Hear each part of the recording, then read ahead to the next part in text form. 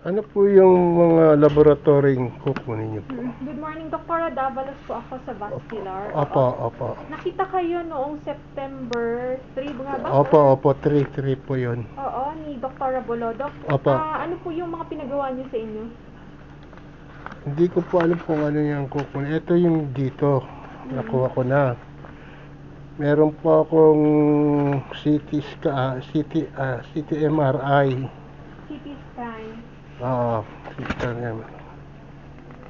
Saka ultrasound. Nakukuha ko lang din ngayon. Tingin po ako. Ay, nung ano yata yan, nung 11. Bakit po kayo pinapa-ultrasound?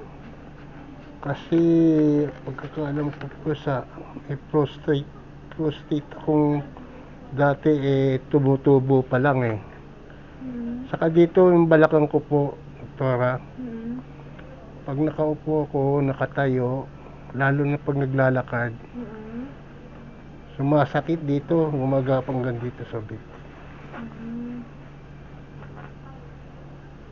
Yung prostate gland niyo dito sa ultrasound niyo medyo malaki ng konti. Pero compared dun sa dun sa previous nyo, kinumpare niya kasi dito.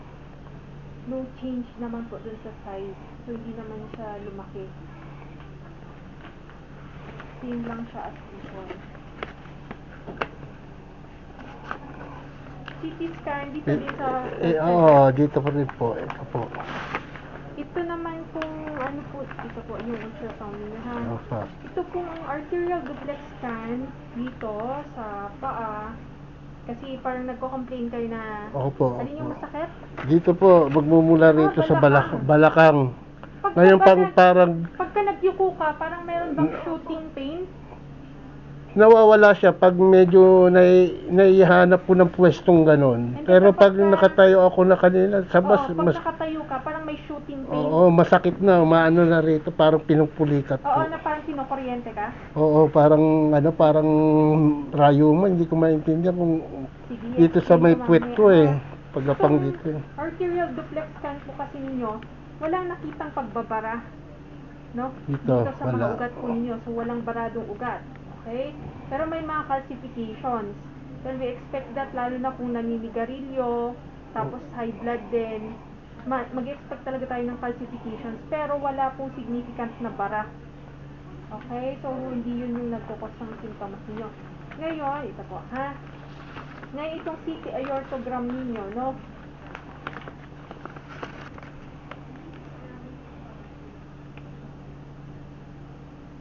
Dito po yung CD niya Okay lang. Official naman na nabasa po sa Opo. kanila. Wala pong nakita na aneurysm, wala din pong punit, walang contrast extravasation, no?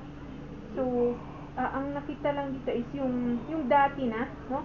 Na yung parang may maliit na punit doon sa right common iliac artery po nyo yung sa dati, no? Tapos yung saccular na outpouching doon pa rin, no? Nandun pa rin siya, pero hindi siya lumaki, hindi nag-progress, stable lang siya. Hindi siya puputok po, sabi ng kaya nga ano ka na para mas mahirap daw pag pumutok daw pag yung Anong sabi sa inyo, Dr. Bolodo last time? Dito po sa room 5 po ako. Nung kaya pinagawa ito lahat. Nakita ka ni Dr. Bolodo dito, anong sabi sa inyo? Sabi niya po dadalhin niya po itong mga parang dinagdagan niya yung gamot ko. Tapos anong plano dun sa ano daw? yun lang po na basta pinababalik ako dinagdagan lang niya po yung yung gamot Tapos eto nga pag pumunta ka rito, dali mo lahat yung laboratory mo, sabi.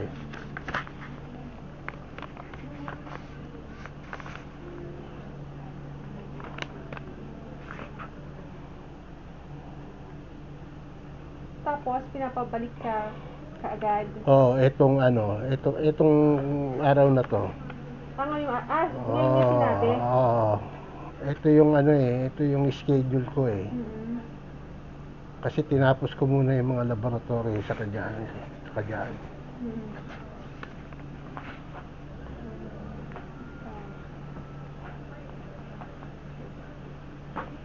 Ayun yung masakit ng tuhod ko. Masakit pa rin. Sige. Oo. Hindi kanya ni-refer sa surgery. Hindi naman po.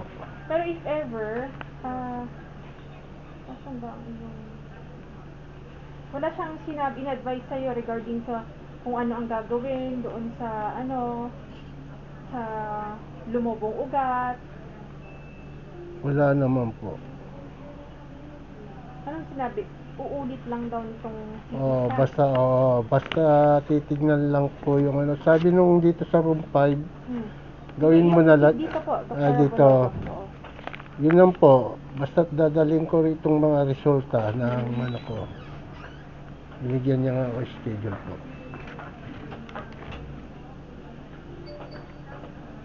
Tinis ko ng ano to, nakarang taon, doktora eh. Para siyang bumalik.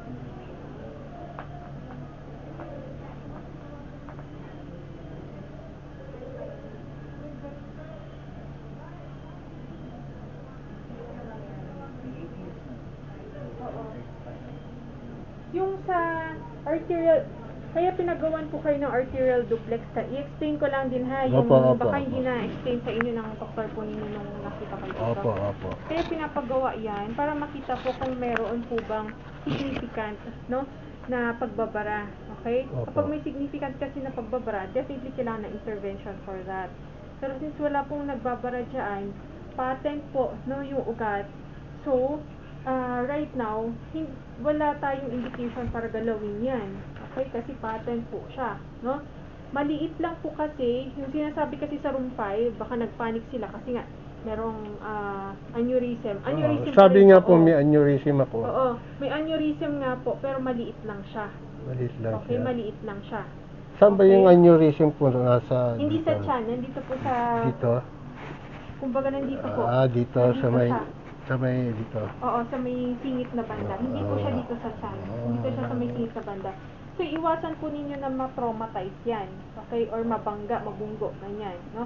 Although may mga muscles na nagpro-protect kasi dyan, pero kailangan nyo pa rin pong i-take care yan. No? May iniinom na gamot din po dito. Kailangan po mababa lang ang BP po ninyo.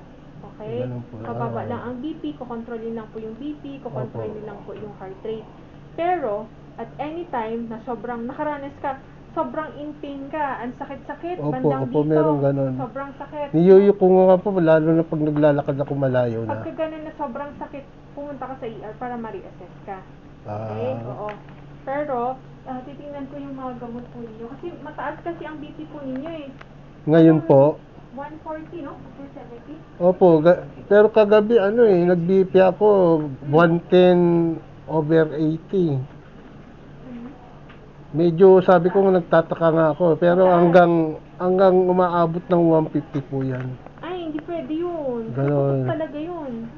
Ang pinakamataas lang dapat na BP mo, nasa 120 lang. No? Ang gusto Puputok natin, pa rin po kung maliit lang yung aneurysm. hindi, kung sobrang taas ng pressure, talaga, pwedeng pumutok yan. Nandun yung possibility. Okay? Kaya nga, i-control natin yung BP. Kailangan po yung systolic blood pressure ninyo between 100 to 120 lang. Hindi rin siya pwedeng tumaas ng 125. Mas mataas kasi yung possibility na pumutok yan. Dapat kung lahat masyadong iniinom ko po yung gamot ko, maintenance. taas. Ay, bakit hindi mo ininom? Kasi merong binawas Binawas, pinalitan Titingnan po namin ha. Ang Ayusin iniinom ko namin. ngayon, 8 piraso sa isang Ayusin araw. namin, titingnan namin kung Opo. alin dyan ng ano. Pero kailangan inumin mo lahat yon, wala kang i-stop doon na ikaw lang. Opo. Kailangan doktor ang gumagalaw ng Oo. gamot po ninyo.